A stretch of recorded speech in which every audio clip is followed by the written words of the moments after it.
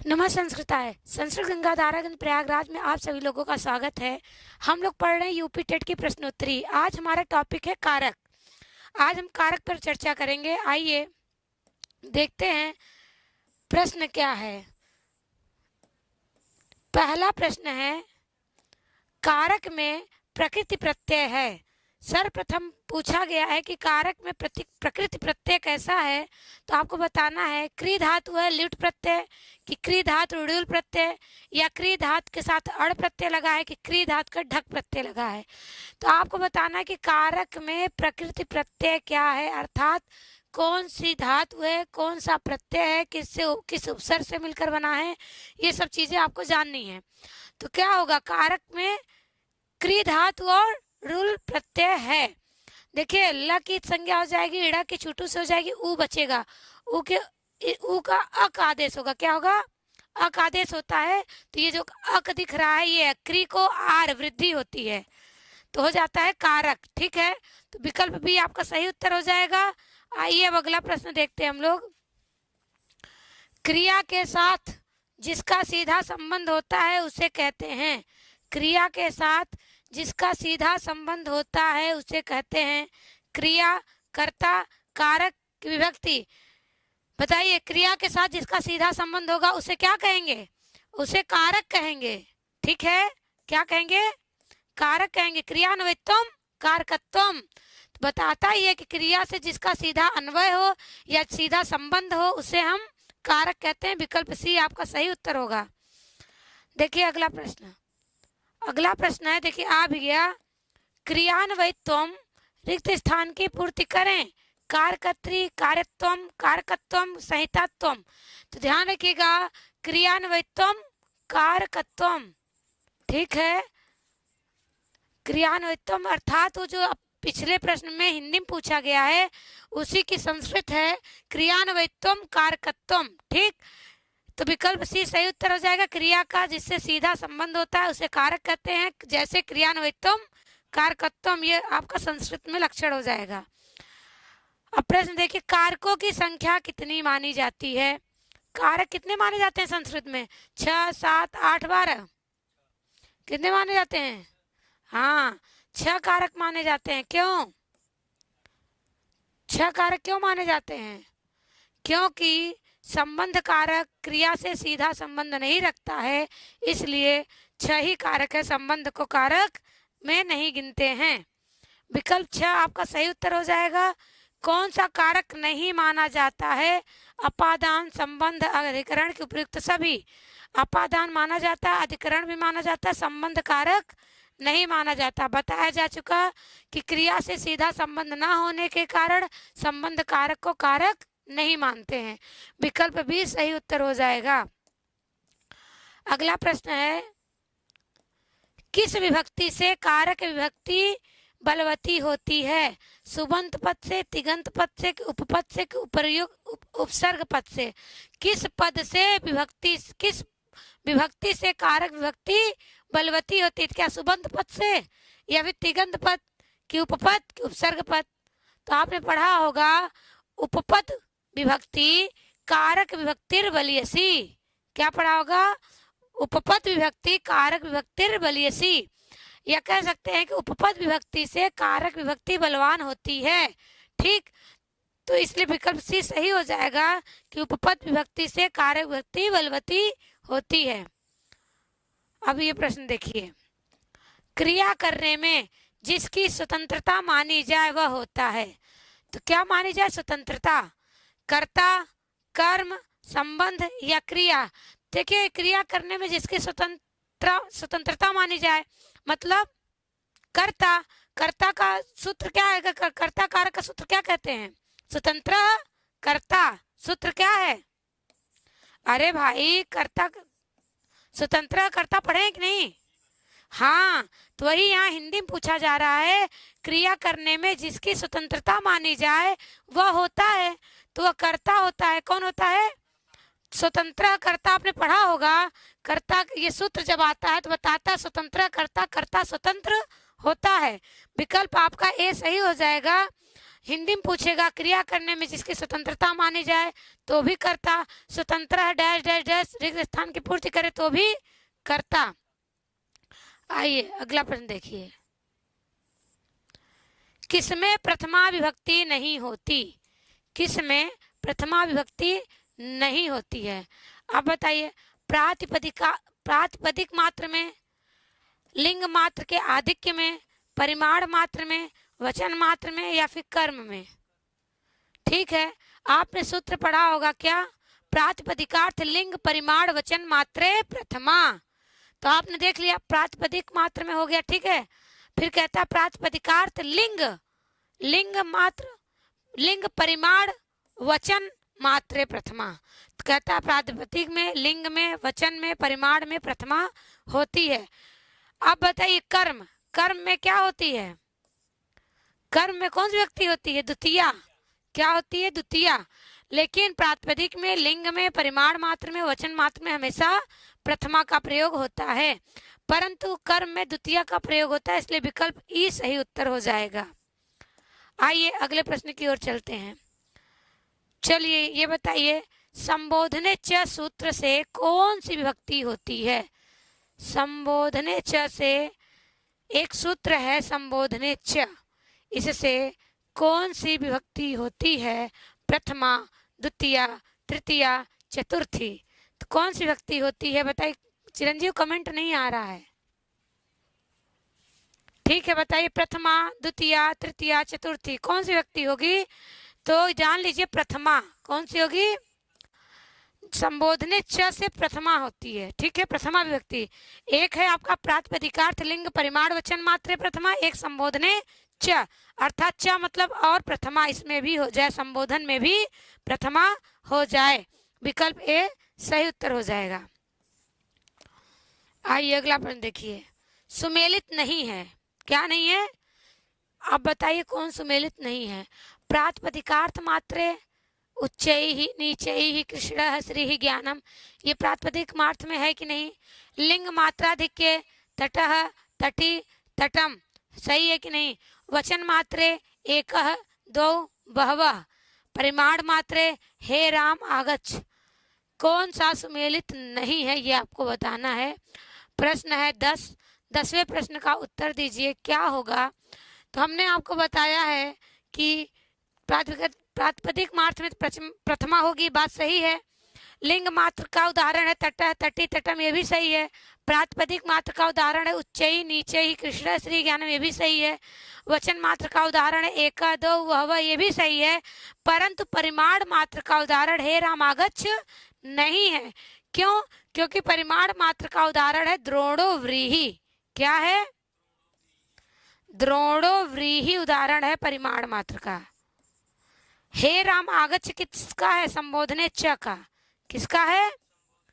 ये संबोधने च का है, क्योंकि संबोधन आपको दिख रहा है ना, तो ध्यान रखिएगा संबोधन दिखेगा संबोधने च का होगा, जिसमें प्रथमा लगती है। अब देखिए परिमाण मात्र का उदाहरण क्या होगा? द्रोणो व्रीहि। फिलहाल सुमेलित कौन सा नहीं है? विकल्प डी। कौन सा? हाँ, विकल्प डी आपका सही उत्तर हो जाएगा। आइए अगला प्रश्न देखिए, आ ही गया। द्रोणो व्रीहि यह उदाहरण है प्रातिपदिक मात्र का, परिमाण मात्र का, लिंग मात्राधिक्य का, वचन मात्र का। हाँ, तो समझ में आया? द्रोणो व्रीहि क्यों होगा परिमाण का, ये पता है? देखिए द्रोण एक क्या है? माप है, नापने का कुछ साधन है। और व्रीहि मतलब धान, व्रीहि मतलब तो धान को नापा जाता है, कोई नाप के धान को दे रहा है, मापा जा रहा है। तो इससे आप बताइए कि द्रोणो व्रीहि किसका उदाहरण हो जाएगा? परिमाण का। परिमाण का अर्थ क्या है? नाप तोल से संबंधित है, तो इसका अर्थ जानते रहेंगे तो इससे कनेक्शन भिड़ा लेंगे। द्रोणो व्रीहि का मतलब होता है धान को मापने से। कोई कहता है कितना 3 पौवा दे दो, ये दे दो, कोई नापने का एक साधन होगा ना, किससे नाप के देंगे? कैसे जानेंगे 1 किलो है कि 2 किलो? तो वही चीज है, द्रोणो व्रीहि परिमाण मात्र का उदाहरण है। विकल्प बी सही उत्तर हो जाएगा। अगला प्रश्न देखिए, प्रथमा विभक्ति का प्रयोग होता है, किसका? प्रथमा विभक्ति का प्रयोग होता है प्रातिपदिकार्थ मात्र में, लिंग मात्र में, परिमाण मात्र में, वचन मात्र में, संबोधन में, उक्तकर्ता में, उपयुक्त सभी में। तो ध्यान दीजिएगा, विकल्प को अच्छे से पढ़िएगा कि प्रथमा विभक्ति का उदाहरण प्रयोग होता है। प्रथमा विभक्ति का प्रयोग कहाँ होता है? तो पहली बात बताया गया प्रातिपदिकार्थ मात्र में होता है, एकदम सही बात है। लिंग मात्र में भी होता है, परिमाण मात्र में भी होता है, वचन मात्र में भी होता है, और संबोधन में भी होता है, और उक्त कर्ता में भी प्रथमा। तो अब ये जान लीजिए विकल्प डी आपका सही उत्तर होगा। सभी में प्रथमा होती है। ठीक है, सभी में प्रथमा होती है। आप लोग भी सही जवाब दे रहे हैं, लेकिन जो विकल्प बी दे रहे हैं वो सही नहीं दे रहे हैं। संबोधन को आप देखेंगे अन्य पुरुष के अंतर्गत आता है। जब आप देखेंगे रूप कहीं कहीं लिखा रहता है, प्रथमा के जस्ट नीचे रूप रहता है संबोधन का, शायद बाबूराम सक्सेना में है, तो वहां पे देखेंगे कि नीचे लाइन में अन्य विभक्ति, अन्य पुरुष करके लिखा रहता है, वो प्रथमा के अंतर्गत आता है। ठीक, संबोधन की कोई अलग से गिनती होती नहीं, वो प्रथमा के अंतर्गत मान लिया जाता है। आइए अगला प्रश्न देखिए। सह, साकम, सार्धम, समम आदि सहार्थक शब्दों के योग में अप्रधान में कौन सी विभक्ति होती है? तृतीय विभक्ति, चतुर्थी विभक्ति, पंचमी विभक्ति, सप्तमी विभक्ति।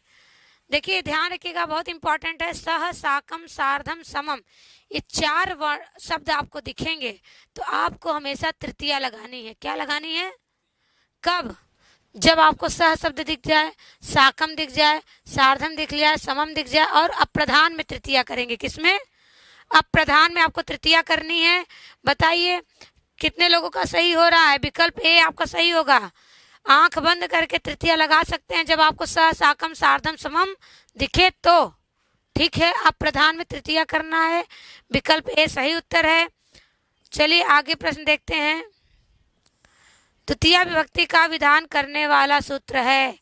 द्वितीय विभक्ति का विधान करने वाला सूत्र कर्मणि प्रथमा, कर्मणि द्वितीया, कतिकरणयोः तृतीया, सप्तम में धिकरणे च। देखिए कर्मणि प्रथमा नहीं होता, कतिकरणयोः तृतीया, तृतीया बता दिया, इससे गलत हो गया क्योंकि द्वितीय विभक्ति बात हो रही है। सप्तम में धिकरणे च सप्तमी करता है, केवल कर्मणि द्वितीया। क्या होगा? कर्मणि द्वितीया से द्वितीय विभक्ति का विधान होता है। देखिए कर्म संज्ञा करने वाले आपको बहुत सारे सूत्र मिलेंगे, परंतु द्वितीय विभक्ति का विधान करने वाला एक ही सूत्र है, कर्मणि द्वितीया। विकल्प बी आपका सही उत्तर हो जाएगा। अगला प्रश्न देख लीजिए। अगला प्रश्न है 16 धातुओं के कर्म से जिसका संबंध होता है वह सूत्र है। 16 धातुओं के कर्म से जिसका संबंध होता है वह सूत्र है। अकथितंच अपादाने पंचमी, कर्तृप्सितमम कर्म, चतुर्थी संप्रदाने।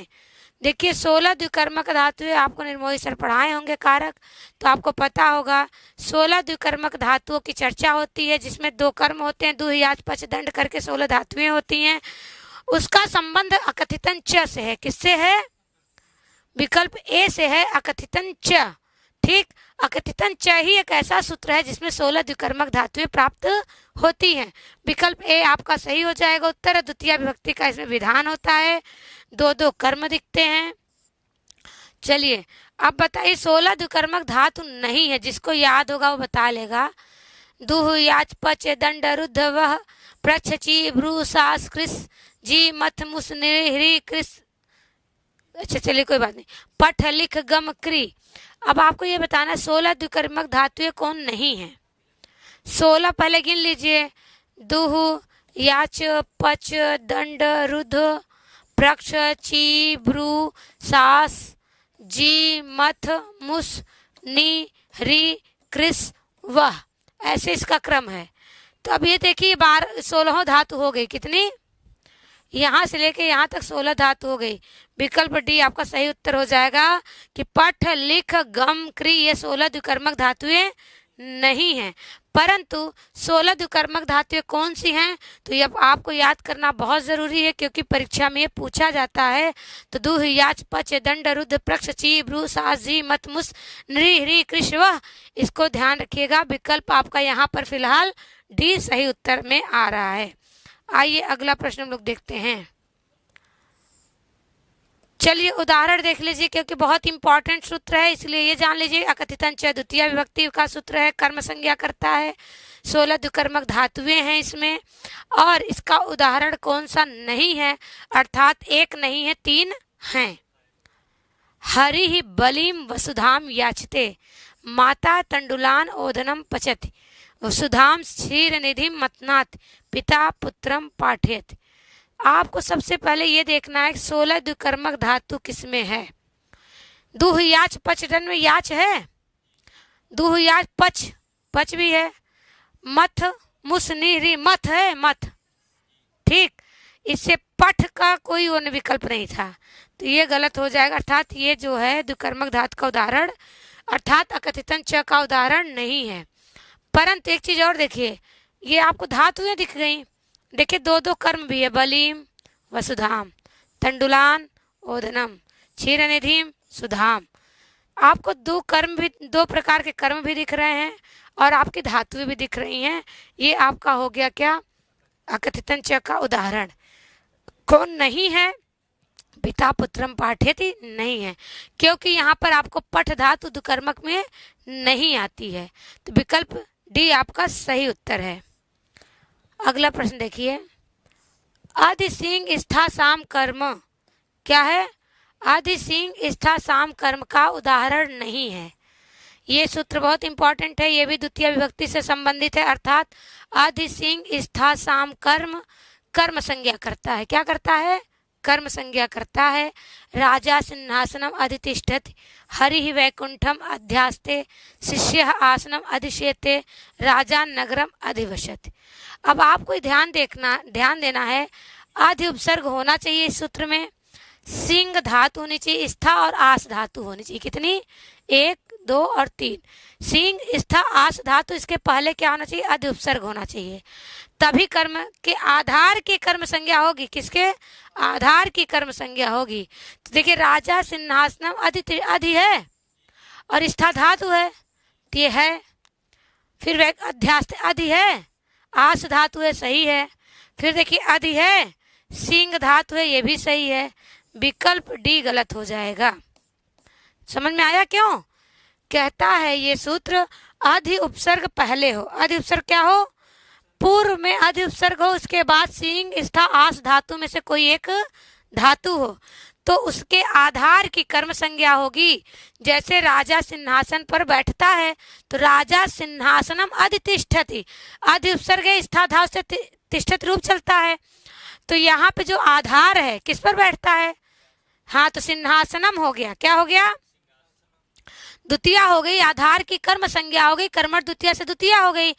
यदि यहाँ अधि नहीं होता बाय द वे, तो यहाँ सिंहासने हो जाता, सप्तमी हो जाता। क्या हो जाता, सिंहासने, क्योंकि आधारोधिकरण क्या कहता है, आधार में क्या हो, सप्तमी हो।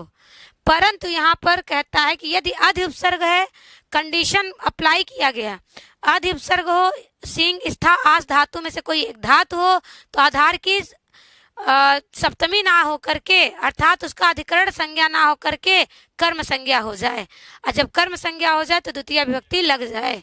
इसलिए विकल्प डी आपका गलत उत्तर है। बाकी तीनों उदाहरण हैं अधि सिंह स्था साम कर्म के। अगला प्रश्न देखिए, द्वितीय विभक्ति से संबंधित सूत्र है, द्वितीय विभक्ति से संबंधित सूत्र है। अकथितं च अभिनिवेश्य अधि स्था साम कर्म उपयुक्त सभी हो जाएगा, क्योंकि अकथितं च भी कर्म संज्ञा करता है और द्वितीय विभक्ति होती है। अभिनिवेश्य भी द्वितीय कर्म संज्ञा करके द्वितीय विभक्ति का विधान होता है, और अधि सिंह स्था साम से भी कर्म संज्ञा होती है, द्वितीय विभक्ति का विधान होता है। विकल्प आपका डी सही उत्तर हो जाएगा। आइए हम लोग अगला प्रश्न देखते हैं। कर्ता द्वारा अनिश्चित पदार्थ की क्या संज्ञा होती है, किसकी, अनिश्चित, जिसे हम चाहते नहीं, जिस पदार्थ को हम पसंद नहीं करते हैं उसकी कौन सी संज्ञा होती है, ये आप लोग को बताना है। कर्तृ संज्ञा होगी, कर्म संज्ञा होगी, करण संज्ञा की संप्रदान संज्ञा। देखिए कर्ता द्वारा जो अनिश्चित पदार्थ होती है, इप्सित होती है, तो कर्म संज्ञा पता होगा ना, कर्तृ इप्सित तमम कर्म, इप्सित हो तो कर्म संज्ञा, और अनिश्चित हो तो भी कर्म संज्ञा, तो भी ध्यान रखिएगा। यदि आप इप्सित पूछेगा तो भी आपको कर्म संज्ञा करना है, अनिप्सित पूछेगा। हाँ, तो इसका सूत्र क्या है? तथा युक्तम चानिप्सितम। क्या है? तथा युक्तम चानिप्सितम। ठीक, आइए अगला प्रश्न देखते हैं। अनिप्सित की भी कर्म संज्ञा हो जाएगी, तथा युक्तम चानिप्सितम सूत्र है, आ ही गया। तथा युक्तम चानिप्सितम सूत्र का उदाहरण है, चलिए बताइए। विषम भक्ष्यत ओदनम भुंजानो विषम भुंगते, उपर्युक्त दोनों इनमें से कोई नहीं। देखिए, तथा युक्तम चानिप्सितम कहता है कि यदि किसी व्यक्ति को कोई पदार्थ इप्सित है, मान लो गांव जाना चाहता है, तो वह गांव जाते हुए तिनके को छूता है, घास को छूता है। क्या घास चाहता है क्या वो छूना? लेकिन इंसान खेत खेत जा रहा है, तो मान लीजिए धान के बड़े बड़े पौधे हो गए हैं, तो उनको छूते हुए ऐसे ही इंसान मस्ती में जाता है, तो ऐसे छूता रहता है, तोड़ता रहता है, कुछ ना कुछ करता रहता है, पर वो इप्सित नहीं है। इप्सित क्या है? घर जाना, परंतु रास्ते में अनिप्सित होते हुए भी उसको छूते हुए जाता है। तो ध्यान दीजिएगा, अनिप्सित की भी कर्म संज्ञा होगी। तथा युक्तम चानिप्सितम, ये कहता है ना, च अनिप्सितम। च मतलब और, अनिप्सितम। तथा युक्तम मतलब जैसे पहले कहा गया, कर्तृप्सितम कहा गया था, इसलिए उसके बाद बताया जाता है कि ना चाहने की भी आप कर्म संज्ञा कर दो। लेकिन यहाँ पूछा गया है उदाहरण। क्या पूछा गया है? विषम भक्ष्यत, विष को खाता है। ओदनम भुंजानो विषम भुंगते, चावल को पकाते हुए विष को भी पका देता है। ऐसा होता है ना, चावल खाइए तो कभी कभी कंकड़ भी चला जाता है। क्या कोई खाना चाहता है? नहीं, अनिप्सित होकर भी वो इप्सित हो गया क्योंकि चला जाता है, इसलिए उपयुक्त दोनों हो जाएगा। उपयुक्त दोनों उदाहरण है, विषम भक्ष्यत भी, ओदनम भुंजानो विषम भुंगते भी। किसका उदाहरण है? तथा युक्तम चानिप्सितम का। ठीक है, एक उदाहरण बहुत फेमस इसका और है, ग्रामम गच्छन तृणम स्पृशति। ये भी ध्यान रखिएगा, यही जो हम बता रहे थे, गांव जाते हुए तृण का स्पर्श करता है, तृण को, घास को छूता है। तो बहुत इंपॉर्टेंट है, तीनों को ध्यान रखिएगा। ग्रामम गच्छन तृणम स्पृशत, विषम भक्ष्यत, ओदनम भुंजानो विषम भुंगते। ठीक है, चलिए अगला प्रश्न देखिए। द्विकर्मक धातुओं के योग में होती है। द्विकर्मक धातुओं के योग में द्वितीय विभक्ति, तृतीय विभक्ति, पंचमी विभक्ति, सप्तमी, कुछ नहीं बताना है, द्वितीय विभक्ति बता दिया गया। अकथितन च सूत्र है, द्वितीय विभक्ति होगी। अगला प्रश्न देखिए, टाइम ओवर हो रहा है। अनुक्त कर्म में विभक्ति होती है, द्वितीय, तृतीय, चतुर्थी, पंचमी। अनुक्त कर्म में हमेशा द्वितीय विभक्ति का विधान होता है, उक्त में प्रथमा, अनुक्त में द्वितीय। चलिए अगला प्रश्न देखिए। कर्ता द्वारा अनिप्सित पदार्थ की क्या संज्ञा होती है? कर्ता, कर्म, करण, संप्रदान, कर्म संज्ञा होती है। क्या होती है? कर्म संज्ञा हो जाती है। देखिए, अभिनिवेश्च का उदाहरण है, अभिनिवेश्च का उदाहरण है। संतः सन्मार्गम अभिनिवेशते, राजा सिंहासनम अधिसेते, राजा नगरम अधिवसत, उपयुक्त सभी। देखिए ध्यान रखिएगा, यहाँ पर कहता है कि अभि हो, उपसर्ग, नी हो और विष धातु हो। इसका हमें ये देखना है कि अभी भी उपसर्ग हो, नी भी, दो उपसर्ग हो। कितने उपसर्ग हो? दो, अभी और नी। उसके साथ कौन सी धातु हो? विष धातु हो, तो भी कर्म संज्ञा होके कर्मठ द्वितीय से द्वितीय हो जाएगी। तो यहाँ देखिए, संतः सन्मार्ग अभिनिवेशते, ये सही है। अधिसेते क्या है? अधिसेते अधिसिंह स्था शाम का, इसलिए गलत है। अधिवसत भी गलत है। विकल्प आपका क्या होगा? ए विकल्प सही हो जाएगा। आइए अगला प्रश्न देखते हैं। उप, अनु, अधि, आंग, इनमें से कोई उपसर्ग यदि वस धातु के पूर्व आए तो आधार की कौन सी संज्ञा होगी? अभी बताया गया है, अभी बताए हैं, क्या होगी? कर्म संज्ञा होगी। क्या होगी? कर्म संज्ञा हो जाएगी यदि उप, अनु, अधि, आंग उपसर्ग हो और वस धातु हो। अच्छा, ये वाला भी नहीं बताया गया है। उपान वध्यांग वसह सूत्र है। उपान वध्यांग वसह कहता है यदि उप उपसर्ग हो, अनु हो, अधि हो, आंग, ये चार उपसर्ग हो और कौन सी धातु हो? वस धातु हो, तो भी आधार की कर्म संज्ञा होगी। विकल्प ए सही उत्तर हो जाएगा। द्वितीय विभक्ति का विधान करता है। सही सुमेलित नहीं है। कौन सा सुमेलित नहीं है बताइए? अब आधि होगा यहाँ, आधि, आधि सिंह स्था शाम, आधि उपसर्ग है एक, सही है, सही है। अभिनिविशश्च, अभि और नि दो है, सही है। उपसर्ग पूछ रहा है, उपसर्ग कितने हैं? उपान वध्यांग वसह, उप अनु अधि अंग 4, सही है। उपोध के च, उप है, अधि अधि उपसर्ग नहीं है, 1 होगा। क्या होगा? 1 होगा, इसलिए विकल्प डी गलत हो गया। तो विकल्प डी आपका सही उत्तर हो जाएगा। यही सुमेलित नहीं है, बाकी सब सुमेलित हैं। अंतरा और अंतरेण में इन अव्ययों के योग में कौन सी विभक्ति होती है? किसमें अंतरा और इस अव्ययों के योग में कौन सी विभक्ति होती है? प्रथमा, द्वितीय, सप्तमी, पंचमी। अंतरा अंतरेण देखिएगा तो हमेशा द्वितीय लगाइएगा, द्वितीय विभक्ति का विधान होता है। विकल्प बी आपका सही उत्तर हो जाएगा। अगला प्रश्न देखिए, बहुत important, very very very important, हमेशा पूछा जाता है। अभितः, परितः, समया, निक्सा, हा, प्रतियोगे, अपि, इस वार्तिक से किस विभक्ति का विधान किया जाता है? तो इससे द्वितीय विभक्ति का विधान किया जाता है, कभी नहीं भूलिएगा। पूछ लेगा अभितः के योग में कौन सी विभक्ति होती है? तो द्वितीय। परितः के योग में कौन सी विभक्ति होती है? द्वितीय। समया के योग में कौन सी विभक्ति होती है? द्वितीय। निक्सा के योग में कौन सी विभक्ति होती है? द्वितीय। प्रति के योग में कौन सी विभक्ति होती है? तो भी द्वितीय, ठीक है। कहने का और हा के योग में भी द्वितीय। तो ध्यान रखिएगा, अभितः, परितः, समया, निक्सा, हा, प्रतियोगी, अपि कहता है द्वितीय विभक्ति हो जाए। विकल्प ए सही उत्तर है। अगला प्रश्न है, उभयतः, सर्वतः, धिक, ऊपर ऊपर, अध्यधि, अधोअध पदों के योग में कौन सी विभक्ति होती है? उभयतः ध्यान रखिएगा, सर्वतः, धिक, ऊपर ऊपर, अध्यधि, अधोअध, इनके योग में भी द्वितीय विभक्ति का विधान होता है। जैसे अभितः परितः के योग में होता है, ऐसे उभयतः सर्वतः के योग में भी, धिक के योग में भी द्वितीय विभक्ति का विधान होता है। देखिए, उभयतः, सर्वतः, धिक, ऊपर ऊपर वार्तिक का उदाहरण है। देखिए, अब उदाहरण की बात कर लीजिए। उभयतः नदीम वृक्षा सन्ति, सही है। नगरम सर्वतः प्राकारः अस्ति, सही है। धिक कृष्णा भक्तम, अधो अध लोकम हरि, ऊपर ऊपर लोकम हरि, अध्यधि लोकम हरि। उपर्युक्त सभी, उपर्युक्त सही सही हो जाएगा। क्यों उपर्युक्त सभी सही है? देखो, ऊपर ऊपर के योग में लोकम में क्या है? द्वितीय। अध्यधि के योग में लोकम में द्वितीय, अधो अध के योग में लोकम में द्वितीय, धिक के योग में भक्तम में द्वितीय, सर्वतः के योग में नगरम में द्वितीय, उभयतः के योग में नदीम में द्वितीय। तो आप अधिक किया कि उभयतः पद आए, सर्वतः आए, धिक आए, अधो अधि आए, ऊपरी ऊपरी आए, ठीक है। तो क्या हो जाएगा? हमेशा द्वितीय विभक्ति का विधान होगा। और ये देख लीजिए, उदाहरण है, उपयुक्त सभी सभी सही हैं।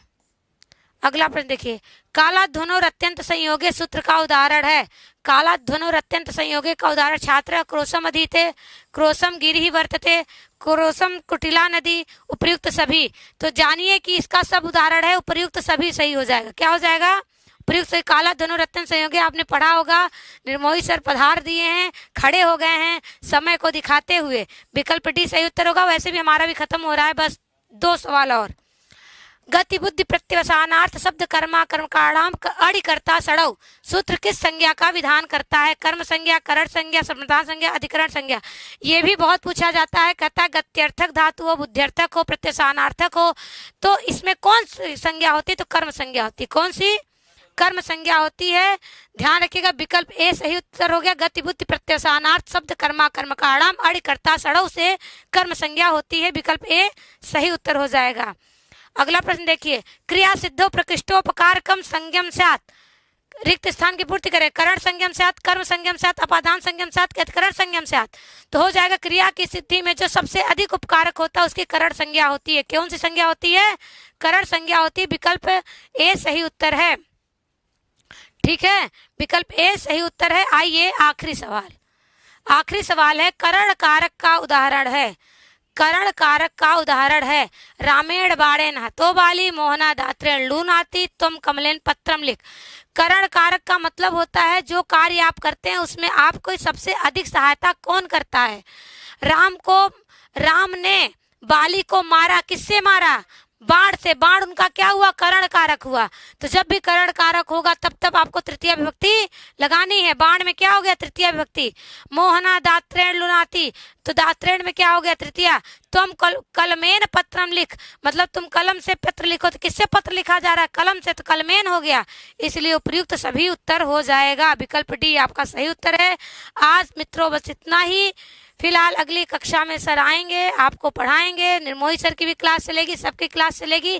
कल हम कारक की ही क्लास लेंगे फिर से, इसके बाद समास लेंगे, प्रत्यय लेंगे। हम जल्दी जल्दी कोशिश करेंगे और अपनी टाइमिंग को भी बढ़ाने की कोशिश करेंगे, जिससे आप लोगों को हम 25 तारीख तक सारा मैटर दे पाएँ। तो आज बस इतना ही। लेकिन एक चीज़ और है, आप लोगों ने इतना साथ दिया, इतना प्यार दिया, उसके लिए बहुत बहुत धन्यवाद। क्योंकि संस्कृत जगत में इतना प्यार करने वाले लोग जल्दी मिलते नहीं हैं। 1 मिलियन आप लोगों ने बनाया। कल ही हम लोग अब्सेंट थे, कह सकते हैं, हम लोगों की अनुपस्थिति में आप लोगों ने किया। निर्मोही सर खूब लगे रहे यूपी टेट में, हम तो उन्हीं को पूरा श्रेय देते हैं। अभी इधर भी तो निर्मोही सर कंटिन्यू क्लास ले रहे हैं, बहुत अच्छे से ले रहे हैं। तो इसके लिए हम आपको यही कहेंगे कि आप लोग ऐसे ही प्यार हम लोगों के ऊपर बनाए रखिए, और हम भी प्रयास करेंगे कि आप लोगों की जो उम्मीद है उस पर हम खरे उतरें। बस आज इतना ही। नमस्ते संस्कृताय।